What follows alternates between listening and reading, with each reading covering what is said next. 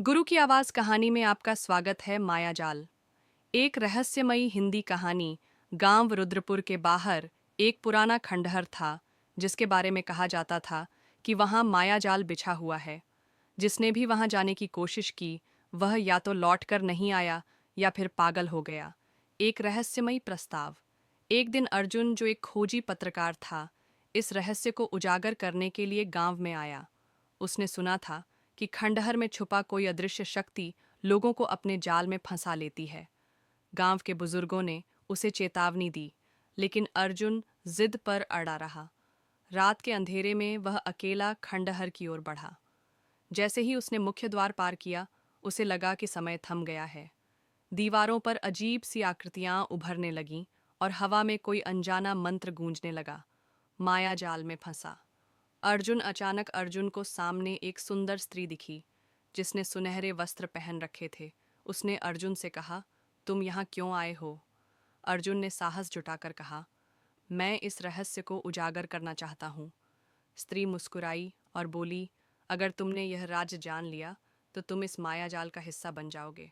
अर्जुन को विश्वास नहीं हुआ और उसने आगे कदम बढ़ाया। तभी भूमि कांपने लगी और अचानक वह एक दूसरे समय काल में पहुंच गया। वहां उसने देखा कि उसी स्त्री को कुछ साधु घेर कर कोई यंत्रणा दे रहे थे। सच का पर्दाफाश अर्जुन समझ गया कि यह स्त्री वास्तव में एक सिद्ध योगिनी थी, जिसे काले जादू के साधकों ने अपने माया जाल में कैद कर लिया था। उसकी आत्मा उसी खंडहर में अटकी हुई थी और वही इस जगह को रहस्यमयी बना रही थी। अर्जुन ने मंत्रों को दोहराना शुरू किया, जो उसने एक पुराने ग्रंथ में पढ़े थे। धीरे धीरे मायाजाल टूटने लगा और वह स्त्री मुक्त हो गई। एक प्रकाश पुंज के साथ वह आकाश में विलीन हो गई। अर्जुन को होश आया तो वह खंडहर के बाहर पड़ा था। गांव वालों ने उसे घेर रखा था। उसने उन्हें सब कुछ बताया, लेकिन कोई उसकी बात पर विश्वास नहीं कर सका।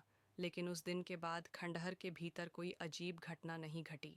अंतिम रहस्य। अर्जुन जब वापस अपने शहर लौटा तो उसने एक तस्वीर देखी, एक प्राचीन चित्र जिसमें वही स्त्री थी और उसके नीचे लिखा था, जो सत्य की खोज करेगा उसे माया जाल से गुजरना ही होगा। उसकी रीढ़ में सिहरन दौड़ गई। क्या वह सच में माया जाल से बाहर आया था, या वह अभी भी उसी में फंसा हुआ था,